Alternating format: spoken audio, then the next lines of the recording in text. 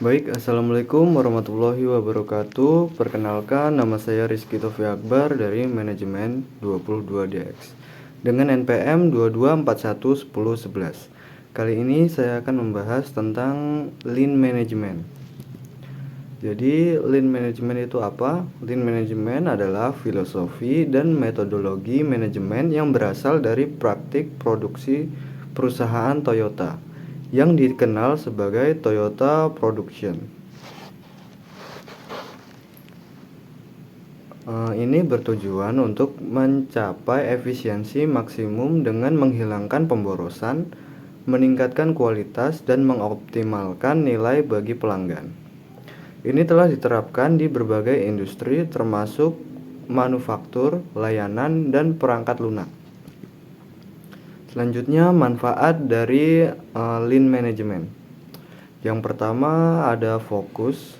Nah, dengan menerapkan Lean ini kita dapat mengurangi aktivitas limbah karena itu tenaga kerja kita akan fokus pada kegiatan yang membawa nilai.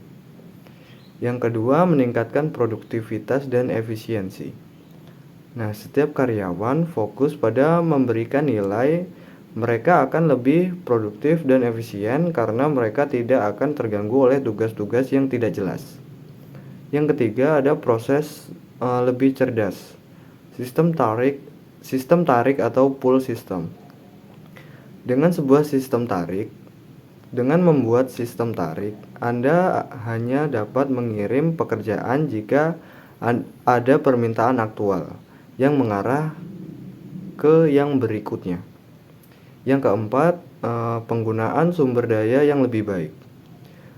Ketika produksi ini didasarkan pada permintaan aktual, kita hanya akan dapat menggunakan sebanyak mungkin sumber daya yang diperlukan.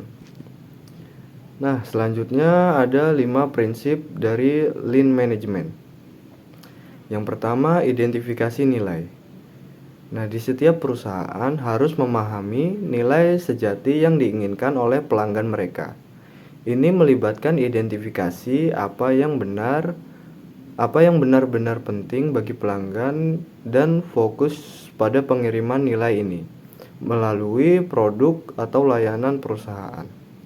Yang kedua, pemetaan aliran nilai atau Value Stream Mapping, VSM.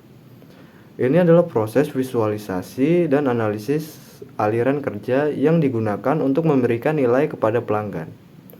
Dengan menggunakan peta aliran ini, perusahaan dapat mengidentifikasi pemborosan dan memahami bagaimana setiap langkah dalam proses berkontribusi terhadap penciptaan nilai.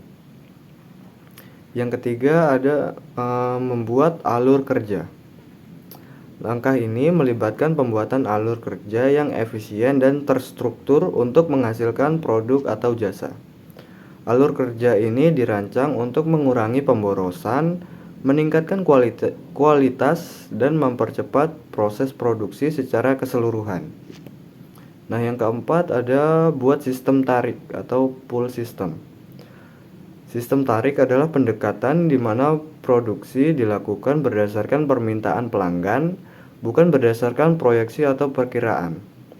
Ini berarti produk atau layanan hanya diproduksi saat diperlukan dan menghindari pemborosan stok berlebihan dan meningkatkan efisiensi operasional.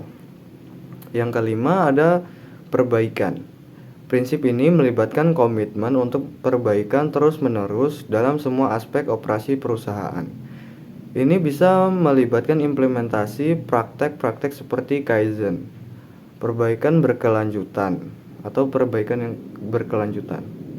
yang mendorong partisipasi semua anggota tim dalam mengidentifikasi dan mengatasi masalah serta memperbaiki proses secara berkesinambungan. Nah, dengan menerapkan prinsip-prinsip tersebut, perusahaan dapat mencapai efisiensi maksimum, meningkatkan kualitas produk atau jasanya, dan mengoptimalkan kepuasan pelanggan. Nah, selanjutnya ada 8 waste atau pemborosan dalam Lean Management. Yang pertama ada waste of inventory. Pemborosan yang terjadi di inventory adalah akumulasi dari finished good atau barang jadi, lalu barang setengah jadi dan bahan mentah yang berlebihan di setiap tahap produksi sehingga memerlukan tempat penyimpanan, modal yang besar dan orang yang mengawasi dan pekerjaan dokumentasi. Yang kedua ada waste of transportations. Pemborosan yang terjadi karena tata letak atau layout produksi yang buruk, pengorganisasian tempat kerja yang kurang baik sehingga memerlukan kegiatan pemindahan barang dari satu tempat ke tempat lainnya. Contohnya, letak gudang yang jauh dari tempat produksi. Yang nomor 3 yaitu waste of motions. Pemborosan yang terjadi karena gerakan-gerakan pekerja maupun mesin yang tidak perlu dan tidak memberikan nilai tambah terhadap produk tersebut. Contohnya, peletakan komponen yang jauh dari jangkauan operator sehingga memerlukan gerakan melangkah dari posisi kerjanya untuk mengambil komponen tersebut. Nah, yang keempat ada waste of waiting, yaitu menunggu bisa dikarenakan proses yang tidak seimbang sehingga ada pekerja maupun mesin yang harus menunggu untuk melakukan pekerjaannya.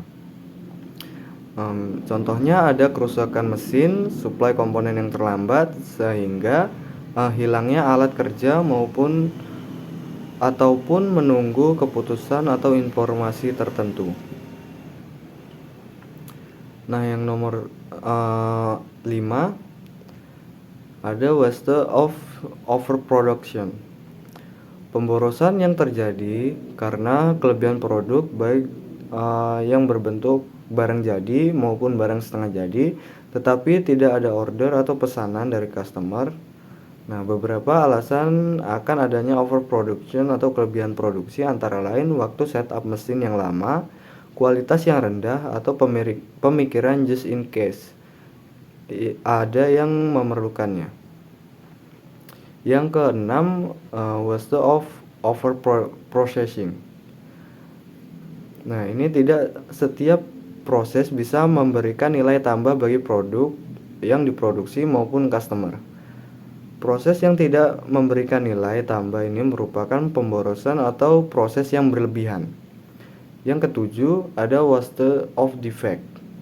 Nah, ini pemborosan yang terjadi karena buruknya kualitas atau adanya kerusakan atau defect sehingga diperlukan perbaikan. Ini akan menyebabkan biaya tambahan yang berupa biaya tenaga kerja, komponen yang digunakan dalam perbaikan dan biaya-biaya lainnya. Yang kedelapan ada behavioral waste.